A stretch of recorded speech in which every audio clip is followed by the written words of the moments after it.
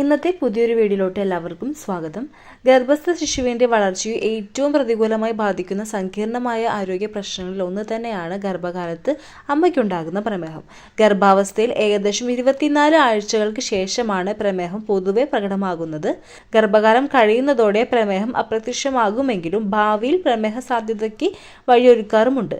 പ്രമേഹ പാരമ്പര്യം, അമിതവണ്ണം, ഹോർമോൺ വ്യതിയാനങ്ങൾ, ജീവിതശൈലിയിൽ വന്ന ഗുണകരമല്ലാത്ത മാറ്റങ്ങൾ, അമിതമായ മാനസിക സംഘർഷങ്ങൾ ഇവ ഗർഭകാല പ്രമേഹത്തിനിടയാക്കുന്ന പ്രധാന ഘടകങ്ങളാണ്. ഇതിലെ പ്രധാനപ്പെട്ട സങ്കീർണതകൾ എന്തൊക്കെയെന്ന് നോക്കാം. അതിൽ ആദ്യം തന്നെ വരുന്നത് ശിശുവിൻ്റെ വളർച്ചയുടെ ഏറ്റവും പ്രധാന ഘട്ടമാണ് ആദ്യത്തെ 3 മാസം എന്ന് പറയുന്നത്. ഭ്രൂണം പല കോശങ്ങളായി വിഭജിക്കുന്നതും മറുപിള്ള രൂപം കൊള്ളുന്നതും ഈ ഒരു ഘട്ടത്തിലാണ്. പ്രമേഹം അനിയന്ത്രിതമാകുന്നതോടെ ആദ്യ 3 മാസങ്ങൾക്കുള്ളിൽ തന്നെ ഗർഭം അലസുവാനോ കുഞ്ഞിന് അംഗവൈകല്യങ്ങൾ ഉണ്ടാകുവാനോ സാധ്യതയുണ്ട്.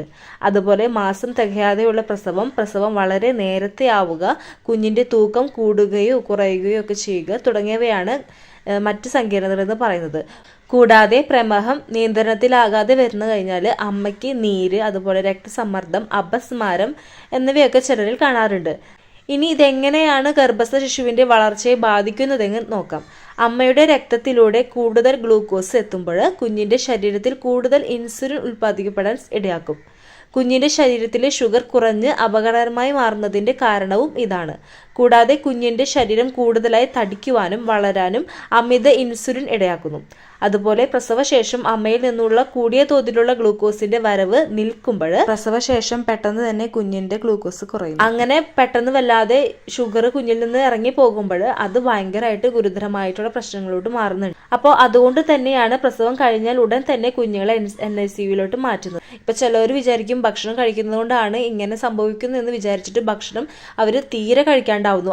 അങ്ങനെ വന്നു കഴിഞ്ഞാലും ബുദ്ധിമുട്ടാണ്, കുഞ്ഞിന് ആവശ്യത്തിനുള്ള പോഷകങ്ങൾ കിട്ടാതെ വരുന്നു. അപ്പൊ സമീകൃത ഭക്ഷണം കഴിക്കാനായിട്ട് ശ്രദ്ധിക്കുക. അത് മിതമായ അളവിലും ദിവസവും 6 തവണയ്ക്കായിട്ട് കഴിക്കുന്നതും നല്ലതാണ്. സാവധാനം മാത്രം ദഹിക്കുന്നതും നാരുകൾ ധാരാളം അടങ്ങിയിട്ടുള്ള പോഷക ഭക്ഷണമാണ് കഴിക്കേണ്ടത്.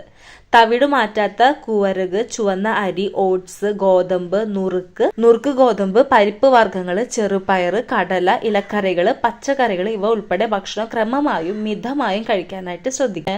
അതുപോലെ തന്നെ ഇലവർഗ്ഗങ്ങളായ മുരിങ്ങയില കഴിക്കുന്നതും അതുപോലെ ചീര, പിന്നെ മുട്ട കഴിക്കുന്നതൊക്കെ കുഞ്ഞിന്റെ എല്ലിനും പല്ലിനും ഒക്കെ കരുത്തേകുന്നു. അതുപോലെ നെല്ലിക്ക കഴിക്കുന്നത് പ്രമേഹത്തെ ചെറുക്കുവാനായിട്ട് വളരെയധികം സഹായിക്കുന്നുണ്ട്. പേരയ്ക്ക, സലാഡ് ഇവ ഇടനേരങ്ങൾ കഴിക്കുന്നതും നല്ലതാണ്.